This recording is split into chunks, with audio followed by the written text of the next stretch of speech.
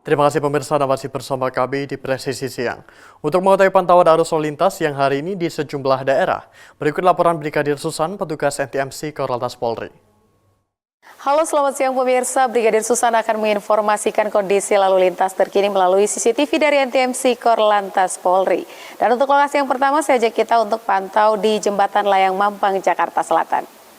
Pemirsa, lalu lintas di kawasan ini dari jalur flyover terpantau masih relatif lancar, sedangkan dari jalur arteri peningkatan volume kendaraan sudah mulai terjadi dan didominasi oleh kendaraan-kendaraan pribadi yang melintas dengan laju kecepatan kendaraan yang melintas kawasan ini berkisar 45 hingga 55 km per jam. Dan kondisi lalu lintas dari jalur tol, yakni dari arah Pancoran yang akan menuju ke arah Kuningan, terpantau juga masih cukup ramai dan lancar. Bagi Anda yang akan melintas kawasan ini, harap berhati-hati dan kurangi laju kecepatan kendaraan Anda, mengingat kawasan ini juga cukup ramai dengan aktivitas masyarakat dikarenakan banyaknya pusat perkantoran di kawasan ini. Dan berikutnya di lokasi yang kedua, saya ajak pemirsa kita pantau di Slipi Palmera, Jakarta Barat. Pemirsa, lalu lintas dari arah Semanggi yang akan menuju ke arah Grogol maupun ke arah Petamburan pada siang hari ini terpantau cukup ramai dan lancar. Memang perlambatan kecepatan kendaraan dan juga antrian ini hanya terjadi menjelang traffic light saja. Namun selepas dari traffic light, kendaraan masih dapat melaju dengan kecepatan yang normal. Bagi Anda yang akan melintas kawasan ini, kami himbau untuk berhenti tepat di belakang garis stop dikarenakan ada hak bagi para pejalan kaki di sana. Dan bagi Anda juga untuk selalu menjaga jarak aman kendaraan Anda dengan pengendara lain, mengingat kawasan ini cukup ramai dengan pejalan kaki dan juga para pedagang yang menawarkan dagangannya di lampu merah. Dan berikutnya di lokasi berikutnya, tepatnya di lokasi yang ketiga, kita akan pantau di Pos Lantas Ledeng, Bandung. Kondisi lalu lintas di kawasan ini dari arah Lembang yang akan menuju ke arah Setiabudi terpantau dari kedua arahnya ramai dan lancar, sedangkan dari Jalan Sersan Bajuri juga masih terpantau cukup relatif lancar. Bagi Anda yang akan melintas kawasan ini, harap berhati-hati dikarenakan adanya persimpangan yang menjadi salah satu faktor terjadinya perlambatan kecepatan kendaraan. Dan berikutnya di lokasi yang terakhir, saya ajak kita pantau di Terminal Tirtonadi, Solo, Jawa Tengah. Pemirsa, lalu lintas di kawasan ini dari arah Kertosuro maupun Klaten yang akan menuju ke jalur alternatif Purwodadi maupun Gerobokan terpantau cukup ramai dan lancar. Perlambatan dan juga antrian hanya menjelang traffic light saja. Namun selepas dari traffic light, kendaraan masih dapat melaju dengan kecepatan yang normal. Antisipasi bagi Anda yang akan melintas dikarenakan adanya kendaraan-kendaraan tradisional yang melintas untuk harap diantisipasi. Dan untuk informasi terkait bagaimana kondisi lalu lintas, Anda dapat menghubungi call center kami di 15669 dan SMS center kami di 9119. Demikian informasi dari Brigadir Susan. Selamat siang dan salam presisi. Kepolisian daerah Sulawesi Tenggara secara memusnahkan 735 knalpot brong hasil penindakan selama pelaksanaan operasi Patuh Hanoa 2025. Kegiatan pemusnahan tersebut berlangsung pada Selasa pagi 29 Juli 2025 di lapangan lobi depan Mapolda Sultra. Kegiatan yang dibuka langsung Kapolda Sulawesi Tenggara, Irjen Polisi Didik Agung Wijarnarko, dihadiri Wakapolda Sultra, Brigjen Polisi Amur Chandra Juli Buana, jajaran Forum Komunikasi Pimpinan Daerah, Sultra, pejabat utama Polda Sultra, serta perwakilan dari komunitas Roda 2 dan Roda 4 yang memberikan dukungan atas upaya kepolisian dalam menertibkan pelanggaran lalu lintas, khususnya penggunaan knalpot tidak sesuai spesifikasi. Dalam sambutannya, Kapolda Sulawesi Tenggara menegaskan bahwa penggunaan knalpot brong bukan sekedar pelanggaran teknis, tetapi juga menjadi sumber utama gangguan kenyamanan dan ketertiban masyarakat. Kebisingan yang ditimbulkan kerap menimbulkan keresahan, bahkan berpotensi membahayakan keselamatan pengguna jalan lainnya.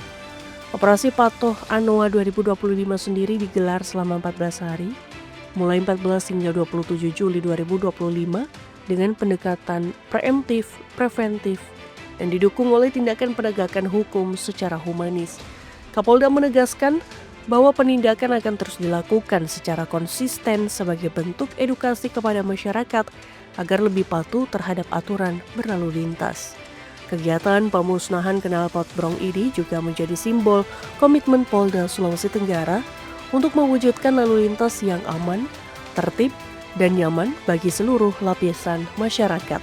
Selain itu, acara ini diharapkan dapat meningkatkan kesadaran kolektif masyarakat tentang pentingnya menjaga ketertiban berlalu lintas demi keselamatan bersama. Dari Humas Polda Sultra melaporkan untuk Polri TV.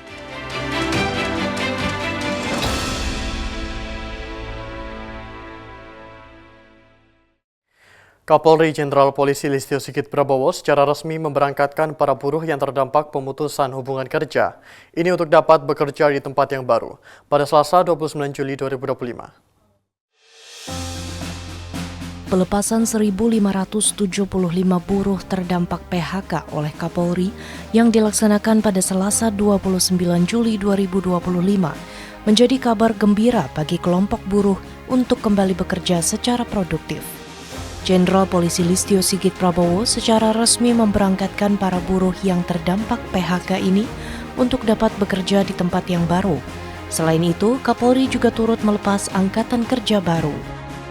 Dengan upaya yang dilakukan Polri ini, diharapkan para buruh terdampak PHK dapat kembali produktif serta siap dalam menghadapi kondisi ekonomi dan tantangan global yang juga terjadi di Indonesia. Pelepasan para buruh ke tempat bekerja yang baru ini ditandai dengan flag off atau pengibaran bendera yang dilakukan oleh Kapolri bersama dengan Presiden KSPSI Andi Gani.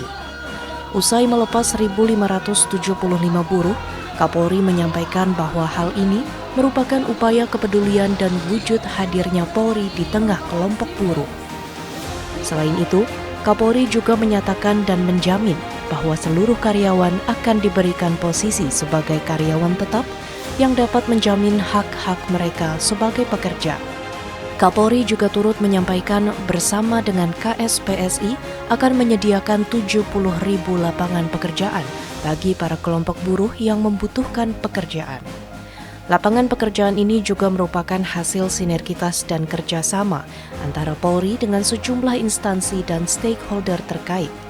Untuk itu, Kapolri menyampaikan apresiasi kepada seluruh pihak yang terlibat dan Presiden KSPSI Andi Gani.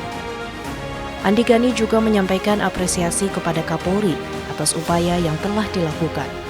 Upaya ini juga turut mendapatkan apresiasi tinggi dari para kelompok buruh yang terlibat dan menerima pekerjaan baru dari Kapolri.